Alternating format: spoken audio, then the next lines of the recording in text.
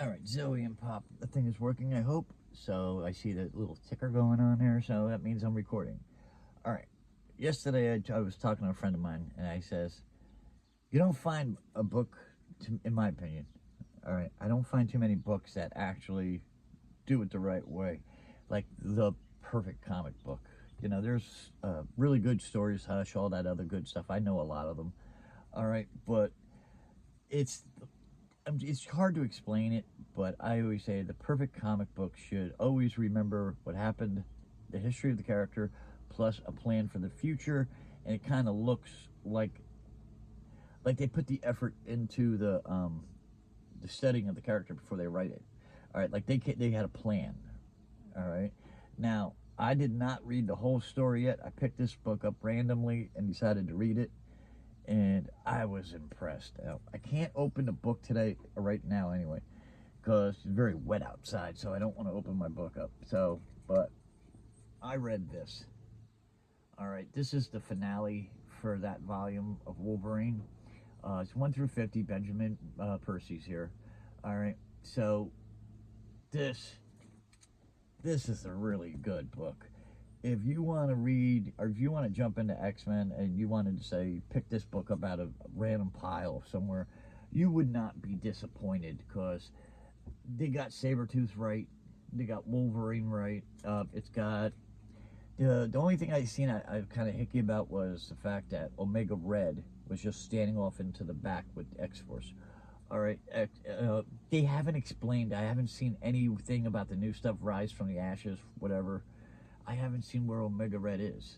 All right, so they kind of left Omega Red in limbo there. He didn't have um, many sentences or any. He didn't have any kind of input into it, but you see he was there. But this was so good. The art was great. There is an awesome splash page in this. This book is definitely going into some of my best books. This is kind of comic books I like. All right, I ain't speaking for nobody but me. All right, but this is the kind of comic book that I like to see. The art, the art was killer. When I first seen this going on with this suit here, I was a little bit wishy-washy about it, but they did it right. It makes sense. I'm not going to spoil it for you. If you want to read it, you will be pleasantly surprised. You would definitely understand what's going on. You don't need to read all the other issues to understand Sabretooth and Wolverine. This is like the Joker and Batman. All right, these guys are going to be going at it for a very long time. This is not over by any stretch of the imagination. All right, so somewhere, somebody else down the road will have a plan where they bring Sabretooth back into the Wolverine franchise. And this was awesome. I really like this. The splash page, they did something I like. All right, like I always say, Wolverine always says he's the best there is at what he does. Blah blah blah. We all know that, but he always does hacks and claws, hacks and claws.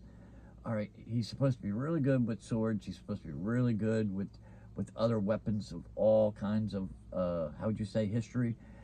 This right here, he uses a sword, and it's done so well. The sword is incorporated into the splash page, and it looked awesome.